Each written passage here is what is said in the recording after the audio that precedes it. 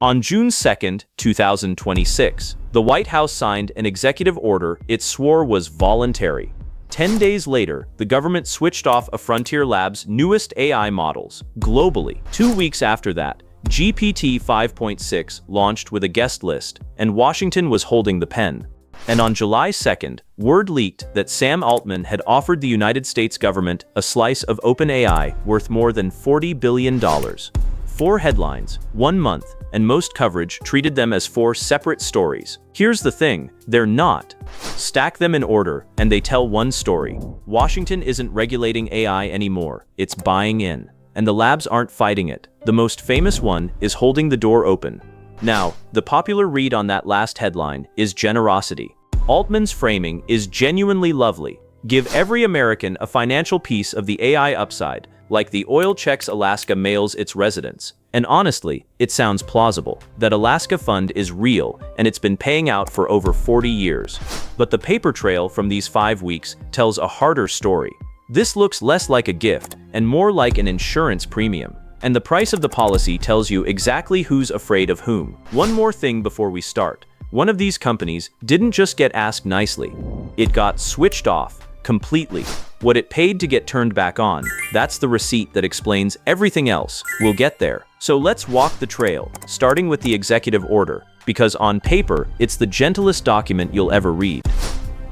So, June 2nd, President Trump signs an executive order, which is a directive to federal agencies, not a law Congress passed, with a mouthful of a title, Promoting Advanced Artificial Intelligence Innovation and Security. The mechanics are simple.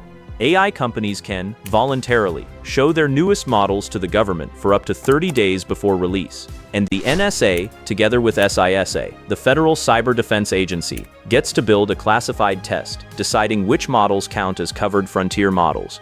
That's the order's label for AI whose cyber capabilities cross a threshold that is, itself, classified. And the order is almost apologetic about its own power.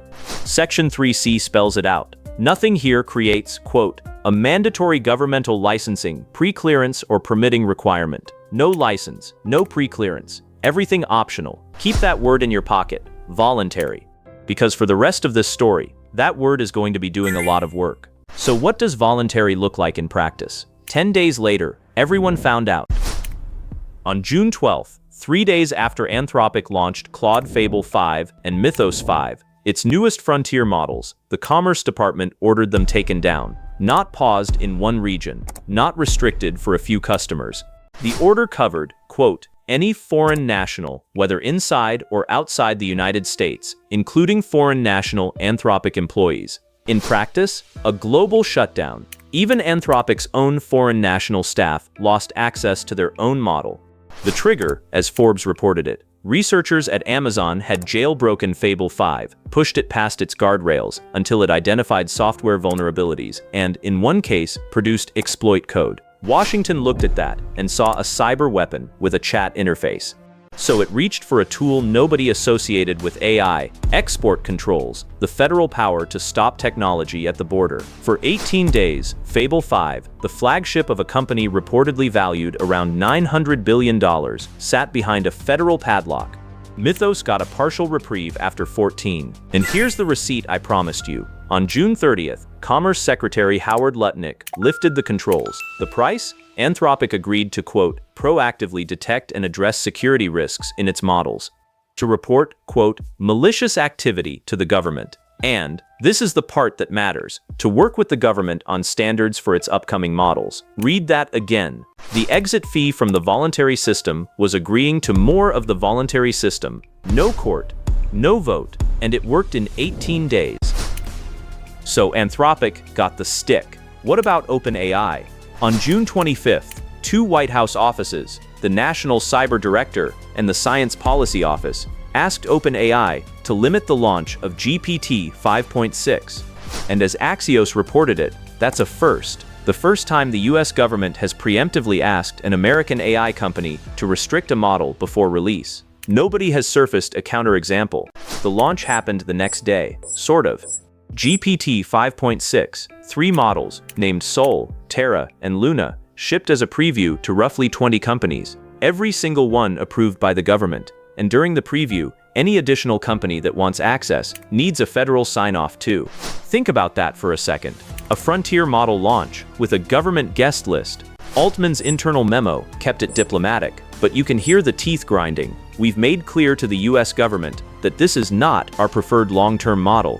Not our preferred model. That's CEO speak for we hate this. Now, count what's happened so far. June 2nd, a voluntary framework, on paper. June 12th, a global takedown. June 26th, a launch with a guest list. Not one law passed. It turns out the government doesn't need a law. It has export controls, and everyone watched what happened to Anthropic. So if you're a lab and the stick can come down any Tuesday, what's your move? You change the game. You make the government need you to win. On July 2nd, the Financial Times reported, through two anonymous sources, so grain of salt, that Sam Altman had proposed donating roughly 5% of OpenAI to a US sovereign wealth fund. That's a government-owned investment pot.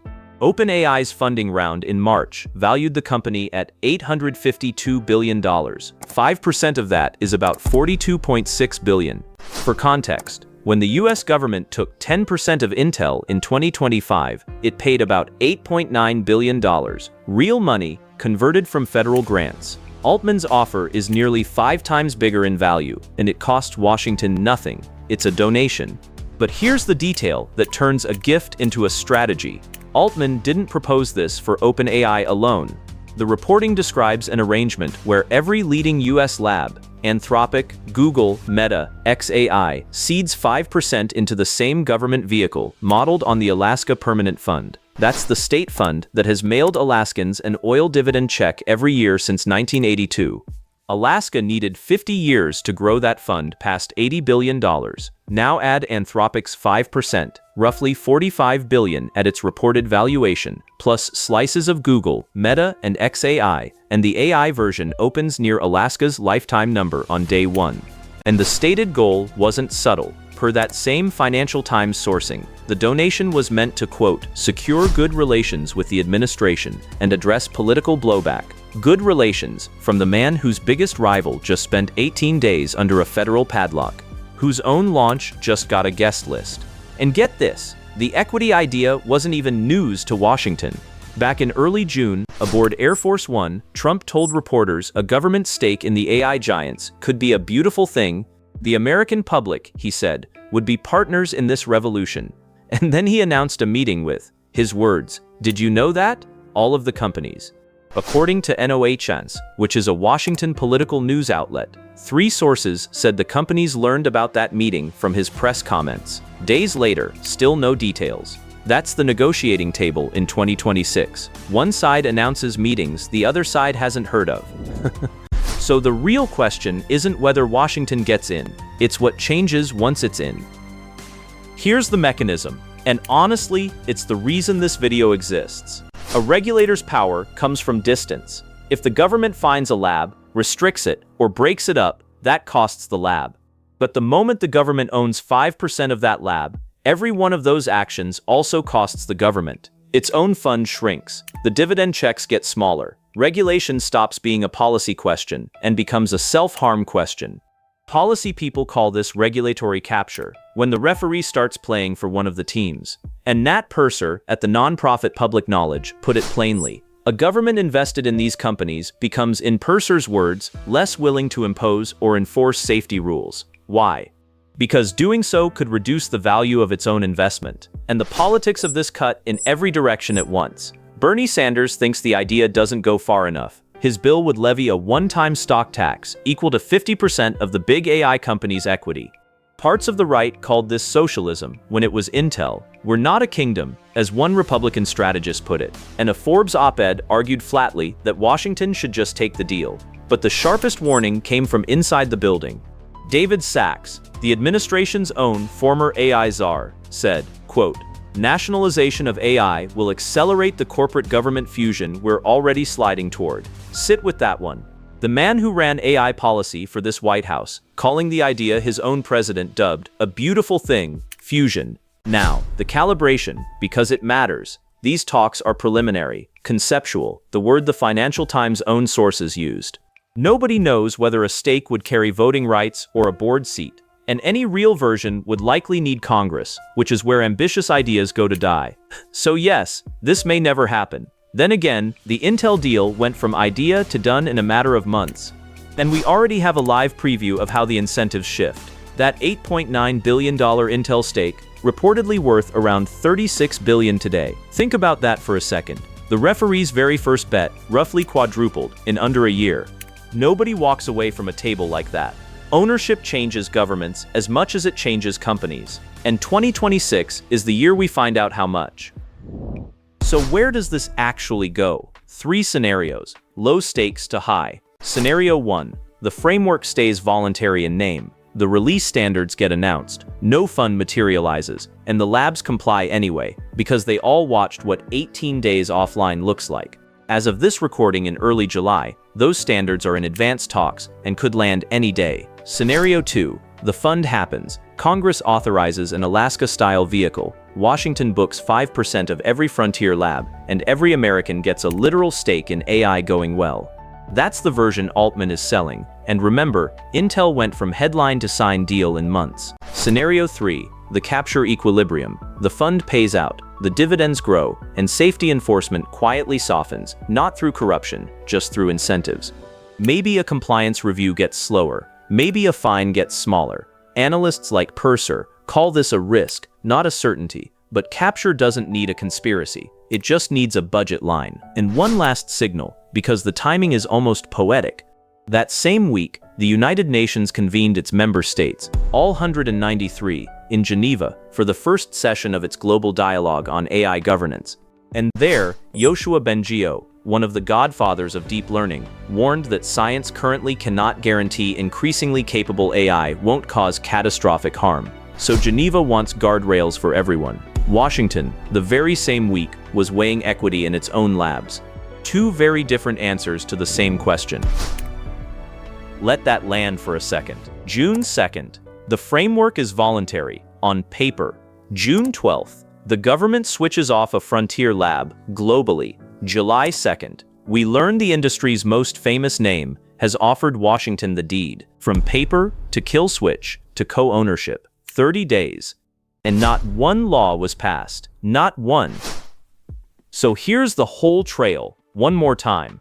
The order is signed. The kill switch is proven. The launch has a guest list. The equity is on the table. And the referee is being offered season tickets. Is any of this illegal? Nobody's ruled that it is. Is it even necessarily bad?